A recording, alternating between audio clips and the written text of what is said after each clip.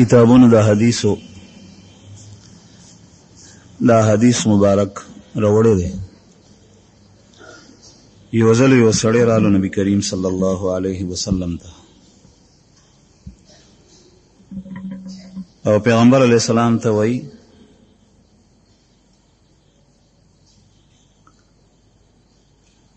چې ما ته داسې عمل وښیه یا رسول الله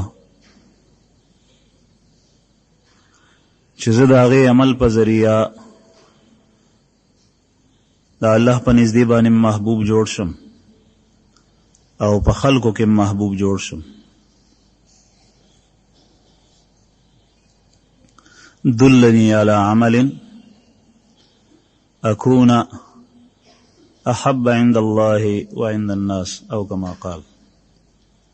ما ته داسې عمل وښیه یا رسول الله چې د خلکو هم خوښ شم او د الله هم خوښ شم.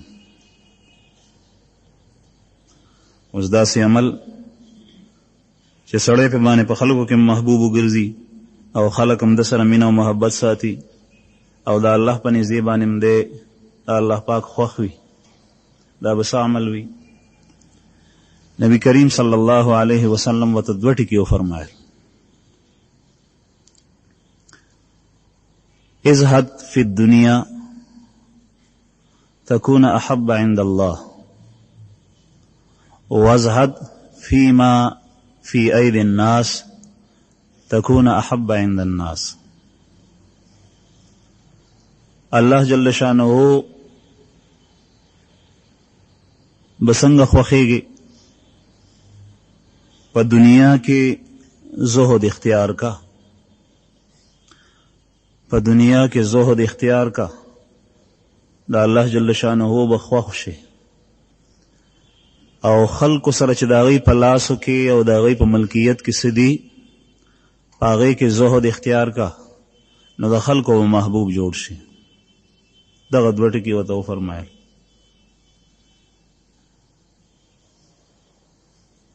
زهد فی الدنیا او زهد فیما فی ایدی الناس. دنیا کې زهد او د خلکو په لاسو کې چې څه دي په هغې کې زهد. زهد څه ته وایي؟ دا داسې عمل نبی کریم صلی الله علیه وسلم وښولو چې سړی په باندې عند الله او عند الناس دواړو ځایونو کې محبوب ګرځي. نو دا څه شی دی؟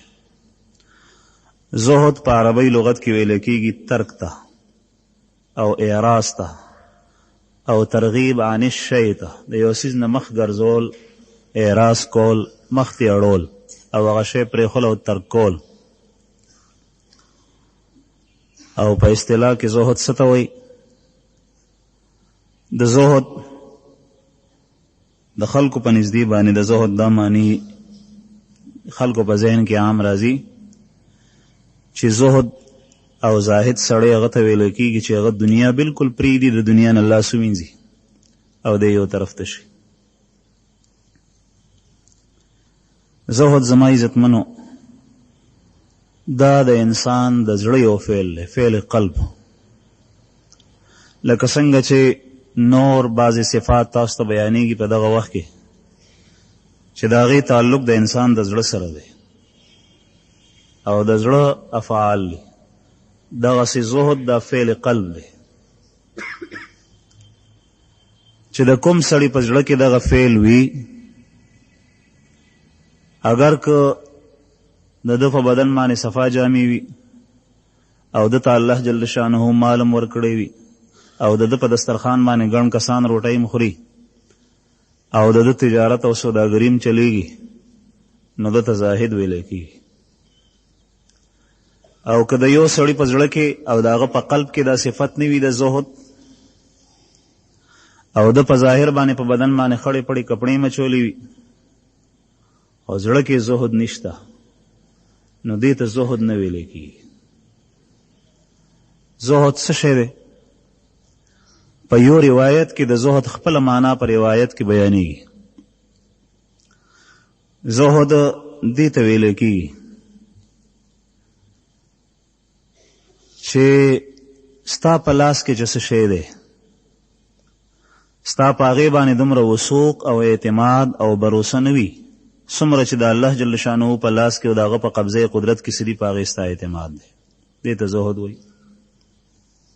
د الله جل شانه په لاس کې او د هغه په قبضه قدرت کې چې څه دي په هغې د اعتماد ډېر او په خپله تا سره څه دي په هغې د اعتماد کم دی او په هغې د اعتماد نشته، دې ته زهد وایي. او که یو سړی د دې خلاف کوي، د سره دغه وخت کې څه نشته، نو دی چغې سورې جزا او فضا او زړه یې راپي چې څه به کېږي، خوراک څه نشته، د څښاک څه نشته، دا به څه کوم، زه بچو سره به څه کوم، کور سره به څه کوم، زه به په خپله باندې سا غوندم، څه به خورم، څه کې به اوسېږم. دا د زهد منافي ده. نو یو د زهد اړخ دا دی. دویم دا چې په تا باندې کوم حالت او کیفیت ستا په وخت د راحت کې وي، هماغه حالت ستا په وخت د مصیبت کې وي، دې ته ویلی کېږي زهد. ستا په نږدې مصیبت او راحت دواړه برابر، په راحت کې او نعمت کې او آسایش کې او د نعمتونو په وصول کې ستا حالت داسې غیر کېږي نه چې ته مستی اختیار کې، او د فقر او د مصیبت او د تنګۍ په وخت کې ستا حالت داسې غیر کېږي نه چې خلکو ته ګیلې او شکایتونه کوي او الله جل شانه پرېږدي. دواړه حالت ستا په نږدې باندې برابر وي، دې ته ویلی کېږي زهد. چې کله راحت وي نو بیا هم په هماغه حالت وي، چې کله در باندې مصیبت راغلو نو بیا هم هماغه حال دی ستا یو شان، دې ته ویلی کېږي زهد. درېیمه حصه د زهد دا ده چې کوم خلک ستا مذمت کوي او ستا سپک وي په یو حق معامله کې آغا، او څوک چې ستا تعریف کوي او ستا مدح کوي او ستا ښه وایي او ستا خوشامندې کوي، دا دواړه ستا په نږدې برابر وي. د چا په مدحو سره، د چا په تعریف سره او د چا په خوشامندو سره ستا په بدن کې غټواله نه پیدا کېږي، تاکہ غرور او تکبر نه پیدا کېږي، ته پې باندې مستېږي نه. او د چا په سپکو سره، د چا په مذمتو سره ستا څوک بد بیانوي، په هغې باندې ته په غصه کې نه راځي، په تیش کې نه راځي. دا دواړه حالت ستا په نږدې باندې یو شان وي، دې ته ویلی کېږي زهد. کوم سړي کې چې زهد پیدا شي نو دی د الله جل شانه باندې د اعتماد او بروسه کامل وي. یو بل کس چا تپوس وکړي، یو بزرګ دی چې ستا مال څه دی، ستا سرمایه څه ده؟ هغه ورته وایي چې ما ته داسې دوه څیزونه حاصل دي چې زه هغې دوو څیزونو سره، هغې دوو قسم سرمایې سره هېڅ یو شی نه برابروم. یو دا چې په الله جل شانه باندې زما اعتماد دی چې ستا الله پاک سره دی. الوثوق ما فی ید الا ما فی ید الله، الله جل شانه په لاس کې چې څه دي په هغې باندې زما اعتماد او وثوق. او الایاس ما فی ایدی الناس عما فی ایدی الناس، خلکو سره چې څه دي د هغې نه زما ناامیدي. دا دوه سرمایې دي ما سره داسې چې دا تر څو پورې ما سره داسې ما سره وي نو ما ته فقر او غربت نږدې هم نه راځي. الله جل شانه څخه چې څه دي په هغې باندې اعتماد. ما څخه دغه وخت کې روټۍ نشته، زه وږی یم، الله جل شانه ما ته راکولی شي، هغه قادر دی. زما په جیب کې خرچه نشته دی، الله پاک قادر دی ما ته خرچه راکولی شي. زما سره کپړې نشته دی، الله جل شانه قادر دی او هغه څخه چې څه دي نو هغه زما دي ما ته راکولی شي، هغه په دې باندې قدرت لري.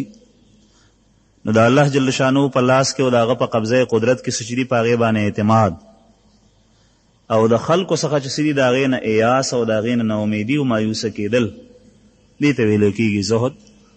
او چې کله د دې کیفیت عکس راشي نو دا بیا منافي د زهد ده. خلکو څخه چې څه په هغې باندې سترګې لګول او د هغې نه امید ساتل او د الله جل شانو څخه چې د هغې نه اعراض کول او نظر ګرځول، دا د زهد منافي ده او دا د مؤمن صفت نه دی. حضرت عمر رضی الله عنه یو مجلس کې ناست دی او په دغه مجلس کې عبدالله ابن سلام رضی الله عنه صحابیم دی او کعب احبار هغه هم پکې ناست دی. کعب احبار رحمه الله په باره کې راځي چې هغه ته د بنی اسرائیلو د کتابونو علم ډیر زیات او ډیر روایت وسره تاریخي. عبدالله ابن سلام رضی الله عنه هغه نه تپوس کوي چې تا خو نور کتابونه هم لوستي دي، ما ته دا ووایه عالم څه ته وایي؟ عالم کوم یو سړی دی؟ کعب احبار ورته وایي عالم هغه ته ویلی کېږي الذي عمل بما علم. کوم یو کس چې څه زده کي په هغې باندې دی عمل کوي ده ته ویلی کېږي عالم. چې څه زده کړي وي په هغې باندې عمل کوي دغه عالم دی. یو خبره زده که په هغې عمل وکړو، پنځې زده کړي په هغې باندې عمل وکړو. بعضې څیزونه داسې دي چې هغه د عقیدې سره او د نظریې سره تعلق لري، هغه عقیده جوړوي، په زړه کې غوټه کوي. بعضې څیزونه داسې دي چې هغه د حواسو سره تعلق لري لیکن د باندې لا پېښ شوي نه دي، د هغې په باره کې دی وایي چې زه به داسې کوم. نو عالم هغه ته ویلی کېږي چې ده څه زده کړي وي په هغې باندې دی عمل وکړي، دا سړی عالم. بیا یې ترنه تپوس وکړو عبدالله ابن سلام رضی الله عنه چې یو سړی دی سره د پوهې چې هغه ته علم حاصل دی، پوهه حاصله ده، هر څه زده دي، او د هغه دا علم چې کوم دی نو مفید نه ګرځي او ده ته فایده نه ورکوي، دا کله؟ نو کعب احبار ورته وایي دا هغه وخت چې کله په دغه صاحب علم کې تمه پیدا شي او په ده کې حرص او لالچ پیدا شي او په ده کې د دنیا سره محبت پیدا شي. چې کله پکې تمه پیدا شوه د مخلوق نه تمه، او کله په ده کې حرص پیدا شو چې دا مې ډیر کې، او کله په ده کې حب الدنیا د دنیا سره محبت پیدا شو، نو دغه وخت کې بیا ده ته د هغه هغه زده کړه او د هغه هغه علم فایده نه ورکوي. دا علم محترمو دا د الله جل شانه صفت دی او دا یو نور دی، رڼا ده، او د دنیا محبت دا ظلمت او تیاره ده، او دا تیاره او رڼا په خپله کې چرته هم نه دي یوځای شوي.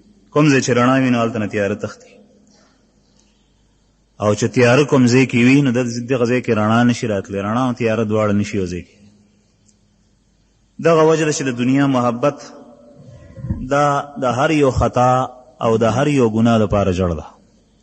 انسان قتل کوي د دنیا د محبت د وجې نه، تکبر او لویي او کبر په ده کې پیدا کېږي د دنیا د محبت د وجې نه، بې صبري او ناشکري پکې پیدا کېږي د دنیا د محبت د وجې نه، قناعت په دغه سړي کې نه وي د دنیا د محبت د وجې نه، دی د خپل ځان د اوچتولو د بل د لاندې کولو کوشش کوي د دنیا د حب او د محبت د وجې نه. د عیسی علیه السلام واقع مشهوره ده.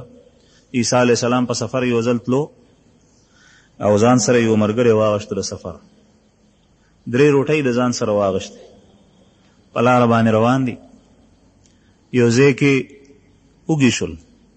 عیسی علیه السلام ملګري ته وایي چې موږ خو وږي شو، هغه روټۍ راواله چې وخورو.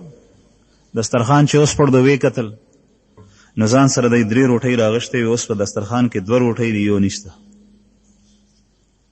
هغه یو روټۍ دغه ملګري ورسره د خوړلې وه. عیسی علیه السلام ته تپوس کوي چې دا روټۍ خو 3 وې، هغه 3مه روټۍ څه شوه؟ هغه ملګری ورته وایي چې یاره زه خو خبر نه یم، ما ته پته نشته. عیسی علیه السلام پې چپ شو. مخکې روان دي، هلته په ونه کې یو مرغۍ ناسته ده. عیسی علیه السلام ورته وایي دغه مارغه، هغې ته اشاره وکړه، هغه رالو او د دی په وړاندې ذبحه شو او دی بیا سور کو او ریتې کو ویې خوړو. بیا د هغې هغه هډوکي چې پراته عیسی علیه السلام هغې ته اشاره وکړه، د الله پاک نه دعا وغوښته، هغه بیا ژوندی شو، والوت. عیسی علیه السلام دې ملګري ته وایي چې الله جل شانه وګوره موږ سره څومره احسان وکړو، دغه مارغۍ په موږ باندې وخوړلو، د هغې غوښه موږ وخوړه، زموږ لوږه په دې باندې مړه شوه، او بیا الله جل شانه دا مارغه ژوندی کو، تاولي والوتو. هغه ورته وایي چې بیا روټۍ چا وخوړه؟ هغه ملګری وایي چې یاره ما ته خو پته نشته، زه نه یم خبر. عیسی علیه السلام او هغه ملګری مخکې روان دي، مخکې سیند رالو په لاره کې، اوبه بهیږي، پې باندې کشتۍ هم نشته پولم پې باندې نشته دی چې په باندې تیر شي، بل یو د پورې کېدو په هغې باندې څه انتظام نشته. عیسی علیه السلام ملګري ته وایي چې ما سره خوا کې ودرېږه، او ملګری دی ودرېدو. عیسی علیه السلام دعا وغوښته چې یا الله مونږ د دې سیند نه پورې کړي. د هغې سیند نه الله پاک د سترګو په رب کې پورې کړل. چې کله پورې وتل، عیسی علیه السلام بیا هغه ملګري ته وایي چې وګوره الله جل شانه مونږ سره دومره احسان وکړو چې مونږ یې د دې سیند نه پورې کړو، کښتۍ نه وه او پل پې باندې نو، بیا هم الله پاک را پورې کړو. نو ته اوس د الله نه ویرېږه او رښتیا ووایه روټۍ چا خوړلې ده. هغه ملګری ورته وایي چې ما ته پته نشته. عیسی علیه السلام د ده امتحان اخیستو او ازمایلو یې چې آیا دا ملګری زما سره د سفر قابل دی او که نه. دی د خپل ځان سره د داخلۍ دپاره او د ځان سره د شاګردۍ دپاره د هغه امتحانات اخیستل. که چېرې ده کې د دنیا محبت وي نو دی بیا زما سره د تلو قابل نه دی. مخکې عیسی علیه السلام یو ځای ته لاړو، هلته یو 3 ډیري جوړ کړل او دعا یې وغوښته الله جل شانه د هغې نه سره زر جوړ کړل. د سرو 3 ګټان پراته دي. عیسی علیه السلام ملګري ته وایي چې وګوره الله جل شانه څومره لوی احسان وکړو، او دا د خاورې نه او د کاڼو نه یې راته دا 3 ګټان د سرو جوړ کړل، د سرو زرو. اوس ته ووایه چې هغه روټۍ چا وخوړه؟ عیسی علیه السلام ورته ووایي چې دا یو ګټ د سرو زما دی او دا یو ستا دی، دا بل د هغه چا دی چې چا دا روټۍ خوړلي. هغه ملګری وایي چې هغه خو ما خوړلي ده.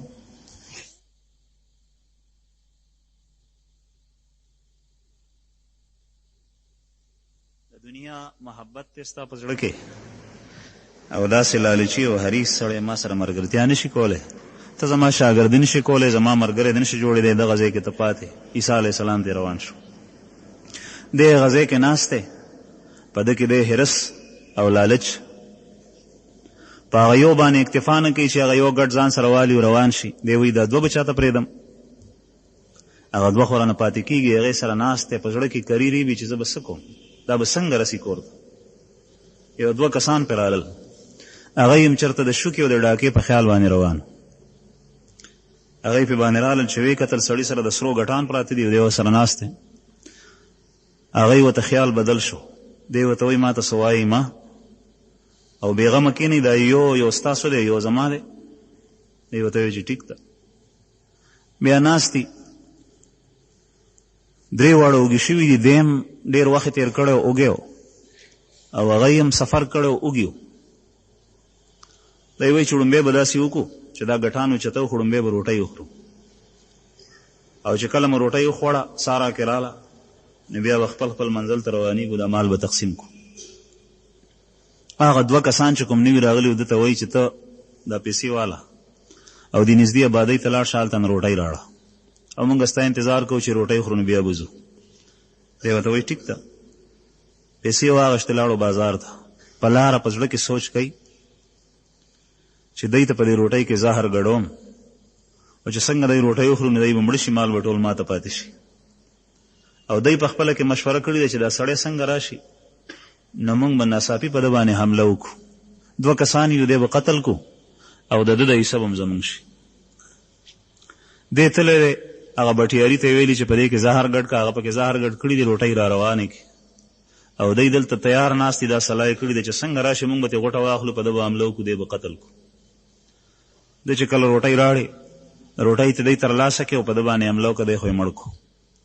هغه یې بېغمه روټۍ ته کېناستل چې اوس روټۍ خورو نو بیا به ځو. چې روټۍ وخوړه نو هغه هم 2 واړه مړه شول، په هغې کې زهر. دا 3 واړه مړه پراته دي. عیسی علیه السلام چې په کوم میشن باندې تلو هغه سفر یې پوره کو، بیا واپس را روان دی. چې ویې کتل نو هماغه شان هغه سره زر پراته دي او 3 کسان ورسره مړه پراته دي. نو عیسی علیه السلام افسوس وکړو په دې باندې چې دا د دنیا حرص او د دنیا د لالچ وجه ده چې 3 واړه مړه دي او دنیا د چا لاس ته ملا نه ده. عرض مې دا کول زما عزتمنو چې زهد دې ته ویلی کېږي انسان د الله جل شانه په قبضه قدرت کې او د هغه سره چې څه دي په هغې باندې د ده وثوق او اعتماد وي بس، او بل انسان سره چې څه دي په هغې باندې اعتماد نه وي، نظر په هغې باندې نه ځي. د دې منافي نه ده چې د ښې کپړې چې الله جل شانو حلال مال ورکړی دی شی نو ټیک ده، خو په دې اسره کې ګرځېدل چې په بل باندې نظر وي او یا په ده کې حرص وي او په ده کې لالچ وي نو دا د زهد منافي ده. الله جل شانه دې موږ ته نیکۍ توفیق راکړي. اللهم آمين. اللهم لك الحمد كما أنت أهل فصل وسلم. نستعينه ونستغفره ونؤمن به ونتوكل عليه ونعوذ بالله من شرور أنفسنا ومن سيئات أعمالنا. من يهده الله فلا مضل له ومن يضلله فلا هادي له ونشهد أن لا إله إلا الله وحده لا شريك له ونشهد أن سيدنا ومولانا محمدا عبده ورسوله. أما بعد فأعوذ بالله من الشيطان الرجيم. بسم الله الرحمن الرحيم. قد أفلح من زكاها وقد خاب من دساها. وقال تعالى إن الله يأمركم أن تؤدوا الأمانات إلى أهلها. صدق الله العظيم.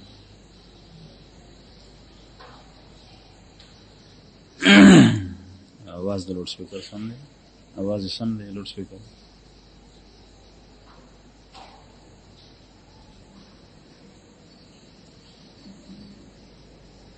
لوډ سپیکر आवाज سم او ما مسلمانانو ورو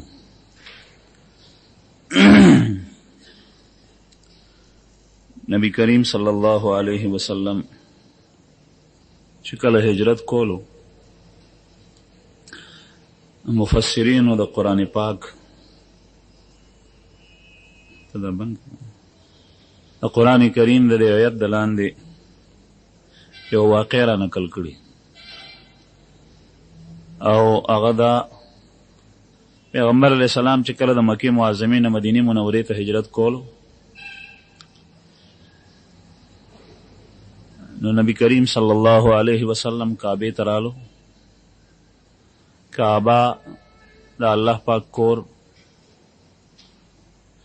او دا داسې مبارک مکان دی او کوټه ده چې د دنیا په اربونو مسلمانان هغوی زړونه د هغه یو کوټه ځان ته راکاږي. تاسو ګورئ چې د ګوټ ګوټ نه مسلمانان کعبۃ الله ته راځي، څوک حج ته راځي، څوک عمرې ته راځي. دا الله جل شانه په دې ځای کې چې دا برکت اچولی دا د دې یو کور بیت الله او د هر یو مسلمان په زړه کې د کعبې سره عقیدت او د کعبې سره محبت داشته. پیغمبر علیہ السلام چې کوم خاتم النبیین دی او انبیاء کرام په هغه باندې ختم شوي دي، نبوت د هغه نه پس نشته بیا او په ټولو انبیاءو کې افضل دی او افضل البشر دی.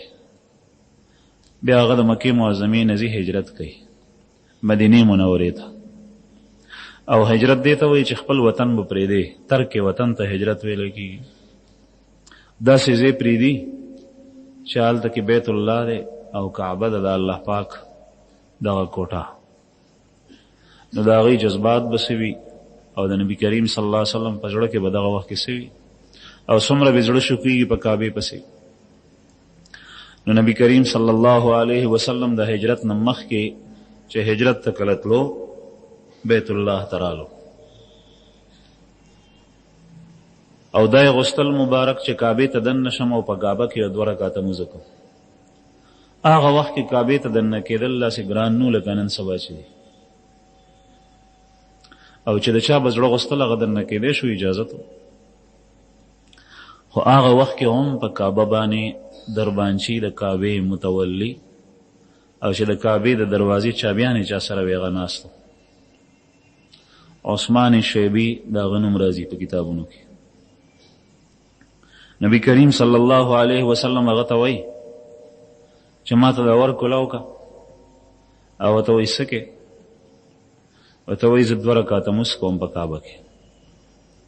دغه وخت کې د کفارو د مشرکینو زور، تاسو طالبانو ته پته ده چې څه وخت نبی کریم صلی الله علیه وسلم هجرت کوي نو مشرکین د مکې کافر هغوی پیغمبر علیه السلام ته په تکلیف رسولو کې او په مصایب رسولو کې انتها کړي و دغه وخت او آخري فیصله یې دا وه چې موږ دې قتل کړو. د هجرت په موقع باندې وروستی فیصله یې دا د هغوی زور اقتدار د مکې د هغوی په لاس کې خلق د هغوی سره او طاقت او قوت د هغوی سره. نو چې کله نبی کریم صلی الله علیه وسلم دا وفرمایل او ورته یې وویل چې ما ته چابي دا ور راته کولاو که، نو عثمان شیبي ورته وویل چې ځه خپل کار کوه، تا ته زه ور کولاو کړم. او ډېر سخت الفاظ یې استعمال کړل. بیا ورته نبی کریم صلی الله علیه وسلم وفرمایل چې داسې مه کوه، وایي چې نه. بیا ورته وفرمایل چې ښه دا یاد ساته چې یوه ورځ به داسې راشي چې ستا په دې ځای کې به زه ولاړم، دا ته چې د کعبې په درشل باندې ولاړې دلته به زه ولاړم، او دا زه چې ښکته ولاړم تا ته منت کوم نو ته به زما په ځای ولاړې. دغه وخت کې ورته عثمان شیبي وایي چې دا خبرې مونږ ډېرې اورېدلي، د ډېرو خلکو داسې ویلي دي او د ډېرو خلکو په زړه باندې دا ارمانونه پاتې شوي دي او هغوی تللي دي. بیا نبی کریم صلی الله علیه وسلم د هغه ځای نه را روان شو، کعبې ته یې دننه پرېنښو. بیا زمانه تېرېده، تاسو ته پته ده چې پیغمبر علیه السلام مدینې ته منورې ته هجرت وکړو، نو 10 کاله یې په مدینه منوره کې تېر کړي دي. په وروستي کال باندې بیا حج کړی دی. د هغې نه مخکې چې کله مکه فتح شوه په 8م کال له هجرت، پیغمبر علیه السلام د صحابو سره 10,000 صحابه دي. مکې معظمې ته صحابه را دننه شول، نبی کریم صلی الله علیه وسلم او په داسې حال کې کعبې ته رالل چې جنګ ونه شو، سو قتل نه شول، مړه نه شول، پکې سو د غلبې په شکل کې. کفار قریش ویرېدل، هغوی ځای پرېښو، پیغمبر علیه السلام ته لار ورکړه، صحابو ته لار ورکړه، مسلمانان ټول را دننه شول مکې ته. نبی کریم صلی الله علیه وسلم چې کله را دننه کېدو مکې ته، نو په سورلۍ باندې ناست دی، په اوښه باندې، او د الله جل شانه د شکر ادا کولو د وجې نه او د خپل عجز او عاجزۍ اقرار کولو نه د سر مبارک داسې ټیټ دی په هغه سورلۍ باندې. کتابونو کې راځي چې پیغمبر علیه السلام سر مبارک د هغې کیجاوې هغه مخکیني لرګي سره لګېدو، دومره ټیټ کړی. دا تواضع او دا عاجزي دغه وخت کې مونږ ته نبی کریم صلی الله علیه وسلم خولی ده. که چېرې تاسو چرته یو غټ نعمت حاصل کو، فتح مومن ته یا بل یو نعمت وي، نو دغه وخت کې مومن مسلمان دا شان دی چې هغه ته غرور کول نه دي پکار، او دا هر څه الله جل شانه ته واپس کول پکار دی چې دا د الله پاک فضل دی، د هغه کرم دی چې ما ته دا شی راکړو. نو د نبی کریم صلی الله علیه وسلم د شکر نه سر مبارک ټیټو چې مکې ته را دننه شو. خلاصه دا خبره لنډوم، پیغمبر علیه السلام چې مکې ته را دننه شو نو کفار قریش وی چې موږ سره به څه کوي، د عام معافۍ اعلان یې وکړو چې څوک خپل کور ته دننه شي ځان پسې وربند کړي نو هغه معاف دی، څوک د ابو سفیان کور ته دننه شي هغه معاف دی، څوک کعبې ته راشي او تسلیم شي هغه معاف دی. په مختلفو طریقو سره خلک معاف کړ، او دا یې وفرمایل لا تثریب علیکم اليوم، نن ورځ په تاسو باندې هېڅ مؤاخذه او ملامت نشته. نبی کریم صلی الله علیه وسلم کعبې ته لاړو، چابي راواغېسته، او د چابي راغېستو هم تفصیلي واقعات یې هغه نه بیانو. د کعبې مبارک ور صحابو خلاص کو، پیغمبر علیه السلام دننه شو، او چې د چا سره چابي وه هغه کس عثمان شیبي هغه ولاړ دی، هغه غریب څه نشي کولی. پیغمبر علیه السلام موزه کو، بیا بهر ته راووتو، هغه ته وایي چې فلانکیه ستا هغه وخت یاد دی چې کله ما مدینې ته هجرت کولو زه راغلم او تا ته ما وی چې د کعبې ور ما ته خلاص کړه، زه پکې 2 رکعته لمونځ کوم. هغه ورته وایي چې یاو تا ما ته ور نو خلاص کړی، دا دې مې یاد دي؟ وایي چې دا مې یاد دي، سر یې ټیټ کړی. بیا یې وفرمایل چې تا ته ما څه ویلي وو؟ هغه دې یاد دي چې یو ورځ به داسې راځي چې ستا په ځای به زه ولاړم او زما په ځای به ته ولاړې، فتجیاو صاحب دا مې یاد دي وی نن دې ورځ هغه ورځ ولیده وی بېشک هېڅ په دې کې هېڅ شک نشته دا ټول اقرار هغه وکړو بیا ورته پیغمبر علیه السلام وفرمایل هغه اوس دغه ټیم کې په سوچ کې ولاړ دی چې ما سره به څه عمل کېږي اوس زور د دوی په لاس کې دی اقتدار او قوت د دوی په لاس کې دی مټې دوی سره دي پیغمبر علیه السلام ته تپوس کوي چې تا سره څه سلوک وکړم اوس کریم یو معزز او مکرم او شریف پیغمبر نو لفظ د کریم استعمال کو کریم ویلی کېږي شریف ته او شریف سړی د بل سره سختی نه کوي هغه د نرمۍ او د اخلاقو معامله کوي نو مطلب یې دا دی چې تم زما سره د کرم او د رحم او د مهربانۍ او د شرافت معامله وکړه پیغمبر علیه السلام ورته ووایي چې ما معاف کړی او نه صرف دا د چابي ویواله دا به تا سره یي همیشه همیشه تا نه به څوک نه اخلي تر قیامته پورې هاک خالدتن طالده دا واخله او دا به همیشه تا سره یي او چې کله ته نه نو بیا ستا سره پسې چې کوم نږدې سړی ستا ولی هغه به یې اخلي بیا چې هغه مړ کېږي نو بیا به هغه خپل کس ته ورکوي دغسې به ستاسو په خاندان کې دا ځي تر ابده پورې به دا تاسو رهي دا تاسو نه څوک نشي اخیستی هغه عثمان شیبي حیران شو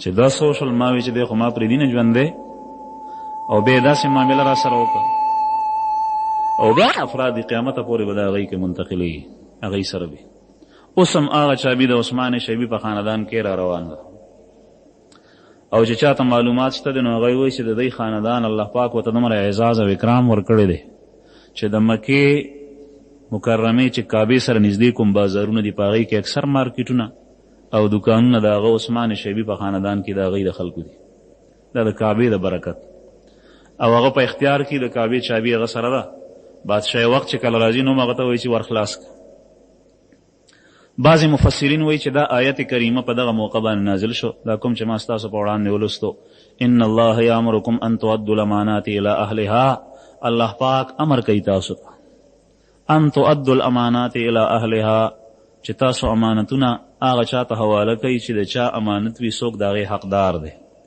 امانت هغه کس ته ورکړي چې څوک یې حقدار دی د چا حق دی څوک مستحق دی هغه ته یې حواله کړي او دغه وخت کې دا چابي د سره را روانه وه نو الله جل شانه پیغمبر علیه السلام باندې وحي نازله کړه چې دا ده ته ورکړه نبي کریم صلی الله علیه وسلم ځکه هغه ته ورکړه هغه مسلمان شو د هغه په خاندان کې دا چابي را روانه ده عرض مې دا کول محترمو چې امانت ادا کول او په امانت کې خیانت نه کول دا د مسلمان اوصاف دي نبی کریم صلی الله علیه وسلم د منافقین یو څو صفات ذکر کړي او غټ غټ صفات یې پنځه ذکر کړي چې په منافق کې به دا نښې وي کله چې دی خبرې کوي نو دروغ به وایي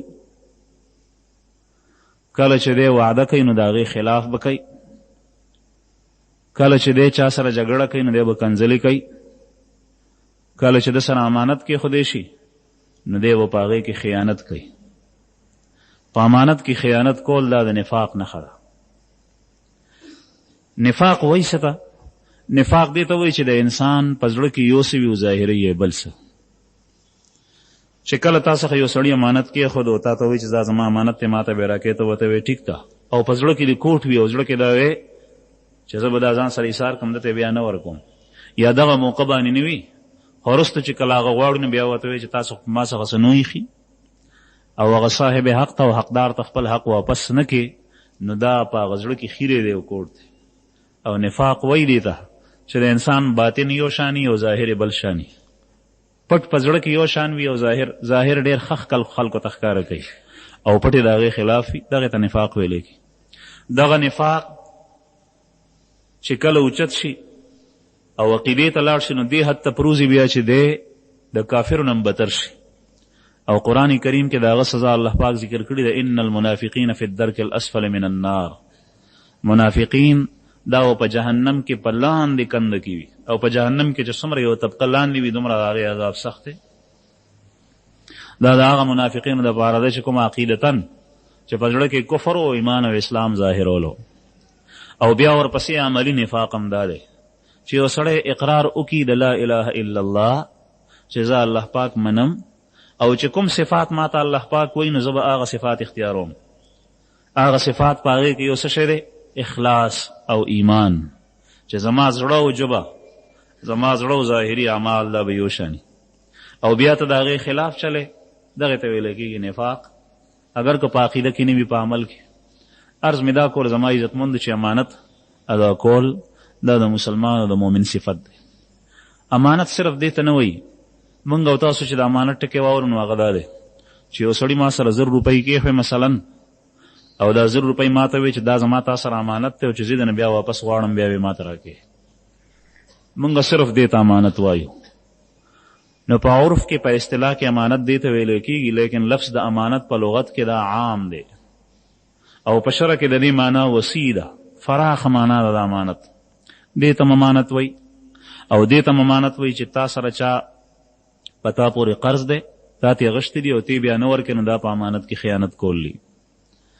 تا سره د چا حق کېږي او تا هغه حق نه ورکړې، ایښی د سره نه دی خو در پورې کېږي او تا هغه حق د هغه نه خورې، دې ته هم په امانت کې خیانت وایي. بلکې دی څه کې عبدالله ابن مسعود رضی الله عنه فرمایي چې انسان مومن مسلمان الله جل شانه په ده باندې کوم احکام فرض کړي دي نو دغه احکام د الله پاک د طرف نه مونږ او تاسو څخه امانتونه دي. او چې کوم یو سړی د الله جل شانه دغه حکم ضایع کوي نو دا په امانت کې خیانت کول دي. او عبدالله ابن مسعود سے فرمائی جلیل القدر صحابی دے فقیح، الصلاة امانہ والوضوء امانہ والصدقۃ امانہ، مز امانت تے او دس امانت تے صدقہ امانت تے، دا ټول سیزونه امانت کی روستی دی. عبداللہ ابن مسعود سے یو سړی او دس سم نه کوي نو امانت کی خیانت کوي، او دس ضایع کوي، مز ضایع کوي نو په امانت کی خیانت کوي، زکات ضایع کوي نو په امانت کی خیانت کوي. دې سره سره زما عزتمنو دغه انسان ته الله جل شانه اعضا ورکړي د بدن. مونږ او تاسو ته سترګې راکړي، پوزې راکړي، ژبه یې راکړي ده، غوږونه یې راکړي دي، لاس او خپې. دا د الله جل شانه مونږ سره امانت دی، ظاهرا هم او باطنا هم.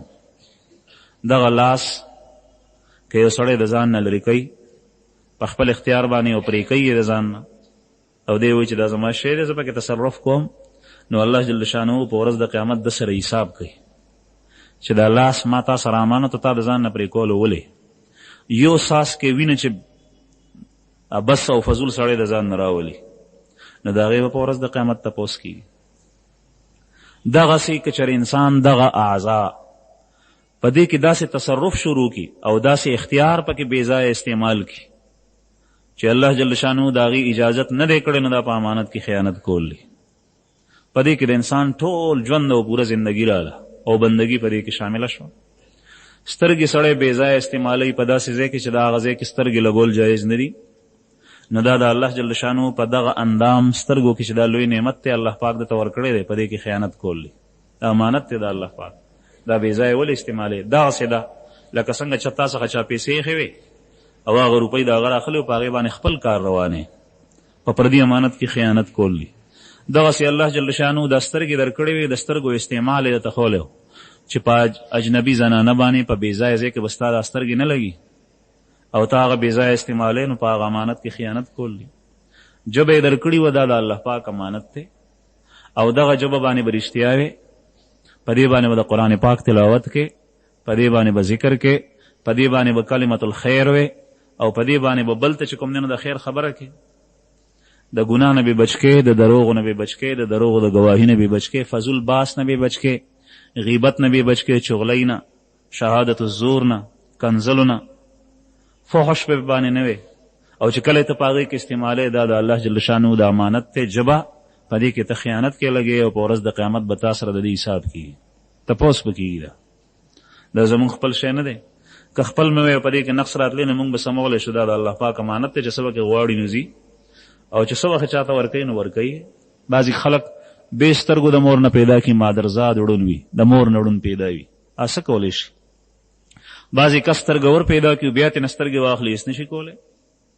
په لکونو کروړونو روپۍ دی ورکوي چې الله جل شانو نه غواړي نو سترګو له زرې نه راځي. بعضې سړی شل او ګوټ پیدا وي، دا د الله پاک امانت دی، ترې نه واخلي بیا نشي کولی. خپې ورته ورکړي دي، د هغې چلې ورته ښوولی دی چې په دې ځای کې به دا خپې استعمالوي او د دې نه علاوه په بې ځایه ځای کې نه، او دی غلطو ځایونو ته په هغه خپو باندې تلل کوي. دا د الله جل شانو د امانت بې ځایه استعمالول دي. غلط ځای ته لاس وړي، دا د الله پاک امانت بې ځایه استعمالول دي. دا مازغه دا د الله پاک امانت دی، دا د الله جل شانه چې په کوم ځای کې د استعمال اجازت کوي هغه ځای کې استعمالوي. په دغه مضمون باندې ته غلط خیالات سوچ کې او غلط منصوبې باندې تړې، دا د الله جل شانو په امانت کې خیانت کول دي. دغسې دا زړه د انسان، دغسې دا کفر او شرک چې کوم دی نو دا د امانت انتهایی غټ اقدام دی، په هغې کې خیانت کول دي. څنګه؟ دا سر چې تا ته الله جل شانه درکړو او ستا په دې بدن کې د سر حیثیت په مثل د بادشاه دی، او دا یې درته ویلو چې دا به زما نه علاوه بل چاته نه ټیټې، او دا یو کافر او مشرک راپاسي او دغه سر د الله نه علاوه بل چاته ټیټوي، نو دا په هغه امانت کې خیانت کول دي. ځکه قرآن کریم کې الله جل شانه دې ته ظلم ویلی دي. ظلم دې ته وایي چې یو څیز بې ځایه بې موقع استعمال کې. ان الشرک لظلم عظیم، دا شرک چې کوم دی نو دا ډېر لوی ظلم دی. عرض مې دا کولو زما عزتمنو چې دا ټوله تزکیه څومره ده د انسان د باطن او د ظاهر اصلاح په دغه یو ټکي کې راګیرېږي په امانت کې. او الله جل شانه دا امر کوي ان الله یامرکم، الله پاک تاسو ته امر کوي ان تؤدوا الامانات الی اهلها، چې تاسو امانتونه خپل اهل ته واپس کوي. نو الله جل شانه چې تا ته کوم امانت درکړی دی، ستا د بدن اعضا، ستا سوچ، ستا عقیده او نظریه، ستا مال او ستا اعضا، دا ټول تا سره امانت دی، په هغه توګ باندې استعمال کې چې څنګه الله جل شانه تا نه غواړي. الله پاک دې موږ ته نیکۍ توفیق راکړي. نستغفره ونؤمن به ونتوکل علیه ونعوذ بالله من شرور انفسنا ومن سیئات اعمالنا من يهده الله فلا مضل له ومن يضلله فلا هادي له ونشهد ان لا اله الا الله وحده لا شريك له ونشهد ان سيدنا ومولانا محمدا عبده ورسوله.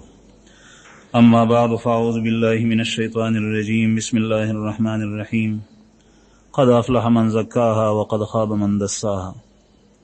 صدق الله العظيم. وروي عن النبي صلى الله عليه وسلم انه قال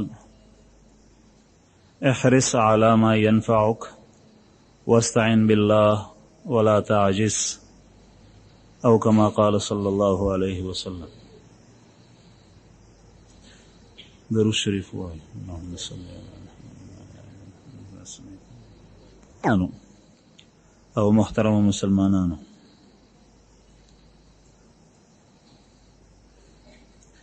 د قرآن کریم دا آیت کریمه اکثر تلاوت کی. قد افلح من زکاها وقد خاب من دساها، یقینا کامیاب شو هغه کس چې چا د خپل نفس تزکیه وکړه. تزکیه د نفس د اخلاق رذیلونه د خپل نفس پاکول او اخلاق فاضله او ښکلي اخلاق په دې کې اچول، دغه خلاصه د تزکیه ده. ګنده اخلاق، رذیل اخلاق دا ایستل او ښکلي اخلاق دا پکې اچول. التخلی عن الرذائل والتحلی بالفضائل، دغه دوه څیزونه دي. الله جل شانه په انسان کې مختلف صفات دننه اچولې کړي دي، او دا صفات په انسان کې دننه پراته دي، او دا د انسان د انسانیت لپاره یو جز دی.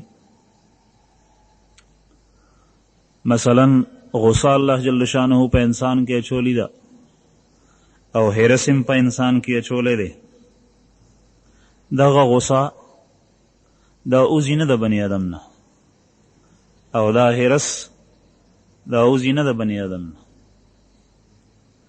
دا غټ مضبوط قوتونه دي چې الله جل شانه په انسان کې اچولی. قوت غضبیه، قوت شهوانیه او حرص هم په هغې کې داخل دی. خدا سمول او دا په ځای باندې استعمالول، دا د انسان د وس خبره ده، او د دې په باره کې د انسان نه تپوس کېږي. دا غصه ده مثلا چې دا بې ځایه استعمال کې نو سړی پې ظالم ګرځي. په کمزوري ځای باندې غصه وباسي نو دا ظلم دی، زیاتې دی. او که دغه غصه سړی په وخت کې او په ځای باندې پرېږدي او ترک کړي نو بیا دا هم ښه شی نه دی.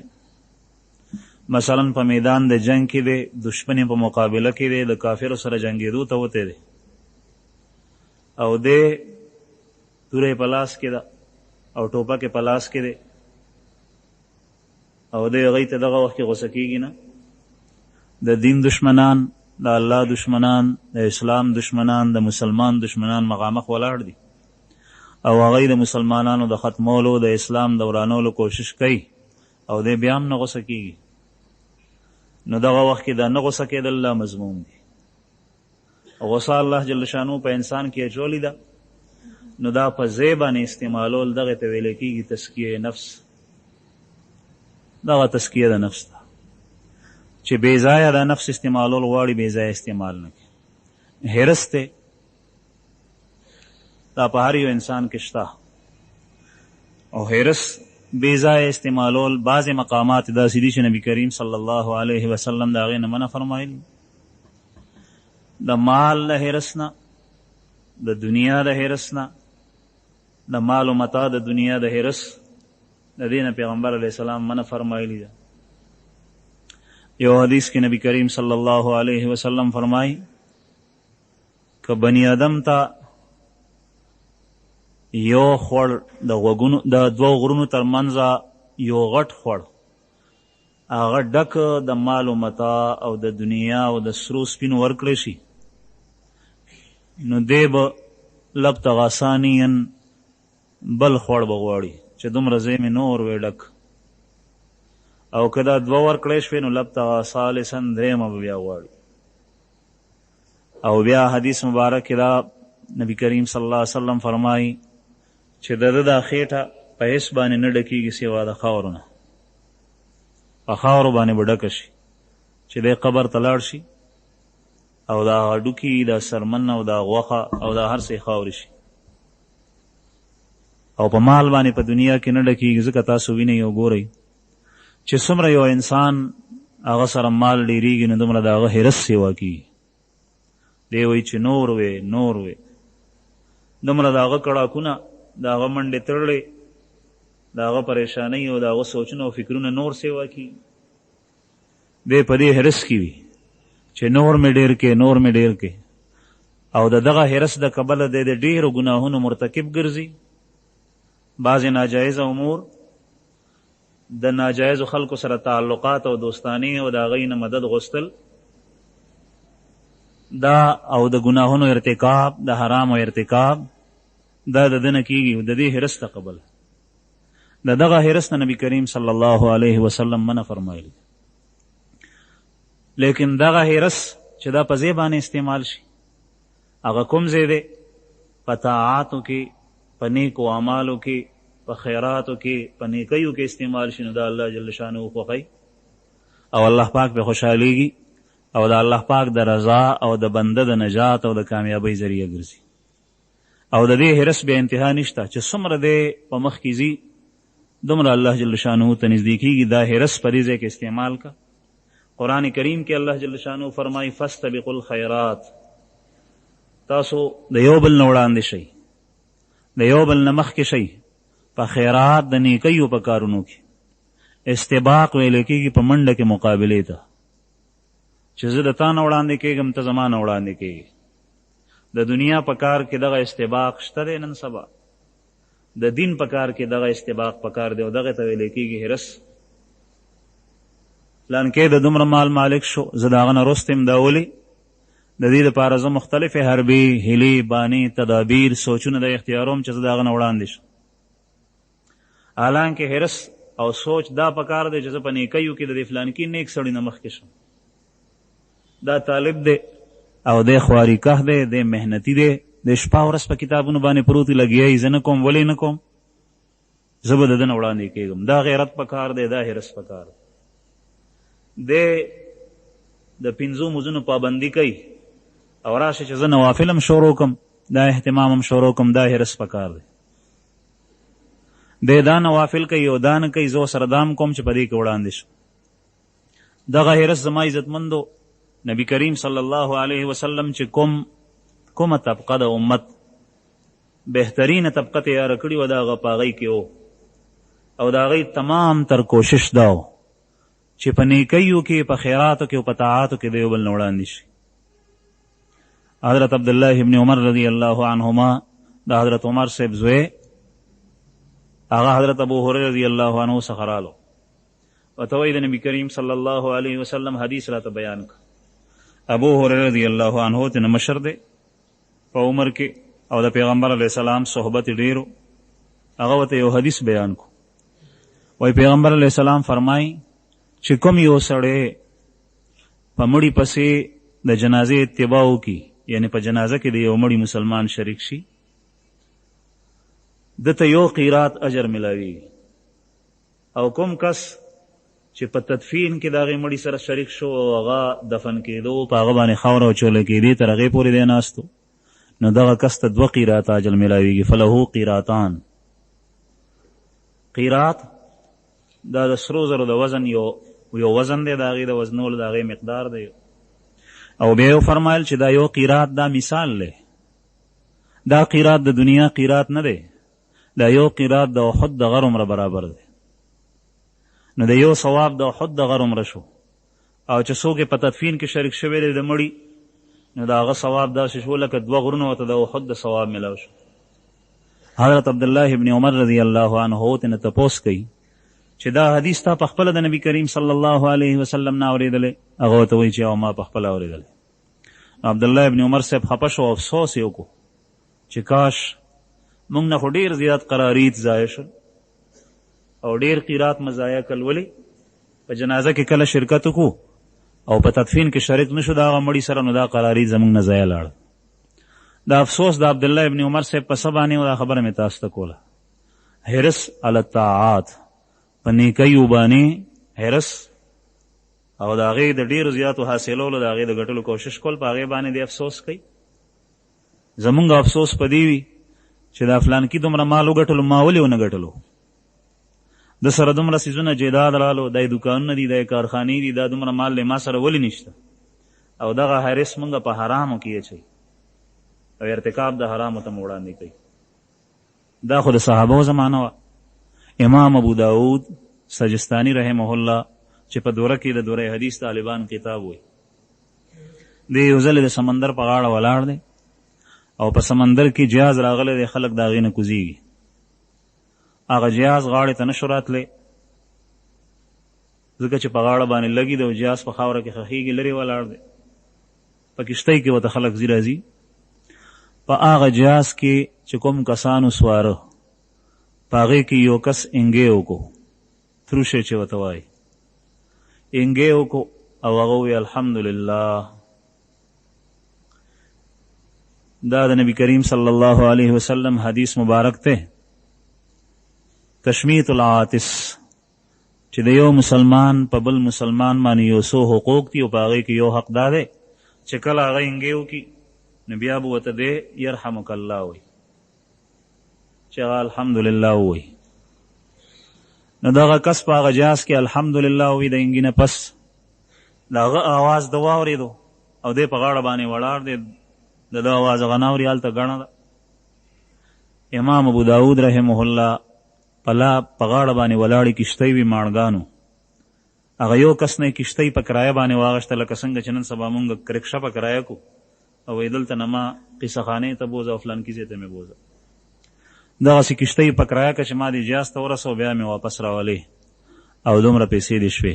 هغه ماڼګي په کښتۍ کې سور کو، جهاز ته لاړو او هلته کې هغه کس چې چا انګې کړی هغه ته وایي یرحمک الله او بیا واپس راغلو.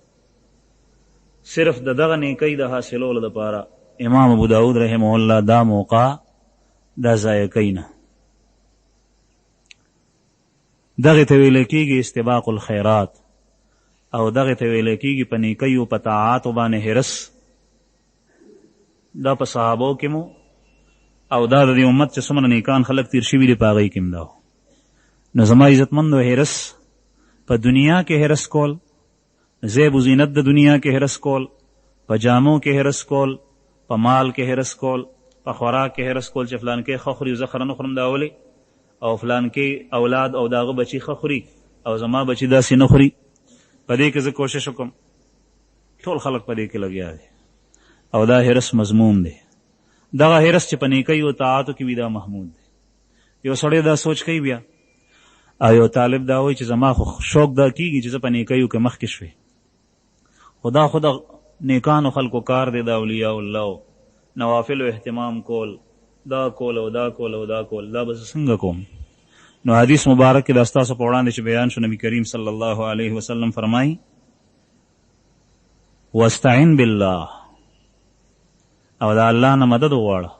احرص علی ما ینفعک، حرص کوه علی ما ینفعک، په هغه څیز باندې، د هغه څیز په حصول باندې، د هغه څیز په ګټلو باندې چې تا ته نفع درکوي. او د دنیا د سیندونه دا خو ظاهر د نفع دي او دې پسې نقصان دی غټ. د نفع څیزونه هغه دي چې د هغې نفع دایمي وي او همیشه وي او پایداره وي، هغه د آخرت ګټه او د هغې نفع ده. داسې څیزونو په باره کې او د دې د حصول لپاره کوشش کوه، حرص کوه. واستعن بالله، او د الله جل شانه نه استعانت او د هغه نه مدد غواړه، د الله پاک نه استعانت غواړه، د هغه نه مدد غواړه. مطلب دا چې کله یو انسان دا خواهش راپورته شي دی وایي چې زه نیکي اختیاروم او په دې کې مې حرص پکار دی چې دا نیکۍ زما ډېر شوې او ما ډېرې نیکۍ حاصلې کړې، خو زه څه وکړم، دا خو زما کار نه دی. نو د الله جل شانه یو دا کول پکار دی چې دغه وخت کې همت کوه او قدم اخله په وړاندې باندې یو، او دویم د الله جل شانه نه دعا غواړه چې یا الله زه کمزور یم، عاجز یم، زه دا کار کول غواړم نشم کولی، زه د دې ګناه نه ځان بچ کول غواړم نشم بچ کیدی، زما خپله دومره وس نه رسي، او ته قادرې او توفیق ستا د جانب نه دی، ته ما ته توفیق راکړې ما د دې بد عمل نه بچ کې او دغه نیکۍ، دغه نوافل، دغه سنن، دغه مستحبات دا زه اختیارول غواړم، دا ته زما نصیب کړي. او کله چې په انسان کې دا شی وي چې یو خپل خواهش وي غواړي دی او د هغې دپاره قدم پورته کوي او د الله جل شانه نه دعا غواړي، نو الله پاک بیا هغه کار دته ور نصیب کوي، الله جل شانه امداد کوي بیا. او کله داسې وي چې که هغه عمل د شروع نه کو مثلا د هغې توفیق دته میلاو نه شو، نو کم از کم په اخلاص سره چې اخلاص وخه په خلوص سره د الله جل شانه نه دا غوښتل دا دعا د دې اجر او ثواب دته میلاویږي، دا ضایع کېږي نه. یو حدیث کې راځي نبی کریم صلی الله علیه وسلم فرمایي چې یو کس دی هغه شهید د شهادت دعا او سوال د الله پاک نه په اخلاص سره کوي او دی په خپل کټ پوزي باندې شهید شو، هغه شان شهید نشو لکه څنګه چې اصطلاحي شهید وي، په خپل کټ پوزي باندې مړ شو. نو حدیث مبارک کې راځي چې دته الله جل شانه د شهادت هغه اجر او ثواب ورکوي. دا ولې؟ دا د هغې اخلاص او د غوښتو د هغې برکت استعانت بالله، د الله نه غوښتل مدد. یو واقع راځي عبدالله بن مبارک رحمه الله، تاسو پیژنئ، لوی محدث، د احادیثو راوي او فقیه او لوی ولی الله بزرگ تیر شوی دی. عبدالله بن مبارک صاحب چې کله وفات شو یو سړي په خوب کې ولیدو، سړی ته تپوس کوي چې صاحب تا سره الله پاک څه معامله وکړه؟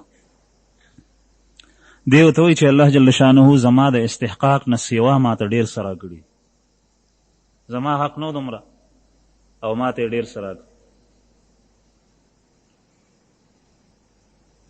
البته یو کس داسې دی چې د هغه مرتبه ما وکته، هغه زما نه اوچته ده، څوک دی وایي زما په دې محله کې د فلانکې کور دی لوار دی لوار، او د هغه مرتبه زمانم سیوا د مخکې شوي د هغه زمانم وړاندې دی. هغه سړي دا خوب ولیدو پاڅېدو، دا د هغه دپاره عبرت و. هغه تپوس کوي چې دا لوار دا کوم ځای دی او د ده کور کوم ځای دی او د هغه په باره کې تپوس وکړم. د نیکانو خلکو دا طریقه وي چې هغه چرته د څه خیر خبره وویني او معلومه شي ورته د هغې لټون کوي، بیا هغه نه پرېږدي. دی وایي چې زه ګورم چې دا لوار د ده عمل څه او رښتیا داسې لوار شته او که نه. نښې نښانې چې ورته کومې په خوب کې ښولې، نو د لوار کور یې پیدا کړو. د هغه ښځې نه یې تپوس وکړو چې ستا خاوند ورته وي هغه خو مړ دی، دومره ورځې وشوې. بیا یې تپوس وکړو چې ښه ستا د خاوند عمل څه و، په هغه کې څه کومه خوبي وه؟ هغه ورته وایي چې نور خو پکې څه نه و، عام سړی و، او البته یو 2 کارونه پکې وو. یو کار پکې دا و چې هغه به لواري کوله او سهار نه تر ماښامه پورې د هغه د پلک والو سره او د سټک د والو سره کار و. بس لور جوړوه، رمبې جوړوه، کوداله جوړوه، ګنتۍ جوړوه، اوسپنه به یې ګرموله او بس دغه کار یو. سټک به یې راخلاصولو او بیا به ستړی ستړی رالو او وده به شو. خو چې کله به د کار په دوران کې اذان شو، اذان بانګ، نو چې څنګه به بانګ شروع شو نو ده به هغه کار هغه ساعت پرېښی او دوکان به یې بند کړی او مونځ ته به رالو او سټک کې به یې اوچت کړی و کله او هلته به مؤذن الله اکبر شروع کړو نو هغه سټک به یې شاته وغورځولو، هغه به یې ګزار نه ورکولو. بیا دومره به هم د اذان نه مخکې بیا قدم نه اخیستو چې هغه اوچت کړی سټک هغه یې بیا را پرېښی وی سندان ته، هغه به یې شاته وغورځولو او پابسې د دوکان به یې بند کړو، مونځ ته به لاړو. دې ته ویلی کېږي چستي او دغې ته ویلی کېږي همت، چې دا خلاصه د تصوف ته د ټول تسکیې چې په انسان کې همت پیدا شي. او دا د نفس سره غټ جنگ دی. اکثر د نیکو کارونو نه سړی په دې باندې پاتې کېږي چې نفس ورته وایي صبر وکړه، دی وایي زه کوم، نفس ورته وایي صبر وکړه، نفس پې غالب شي، هغه کار ته نه پاتې شي. په 100 کې یو کار هم چېرته دی ونه کړي، 19 کارونه دی ټول پاتې شو. هغه ساعت به کار پرېښو، دی به مونځ ته لاړو او په وخت باندې به خپل فرایض ادا کول. او کله چې به شپه شوه د شپې و بیا کټ کې سملاستو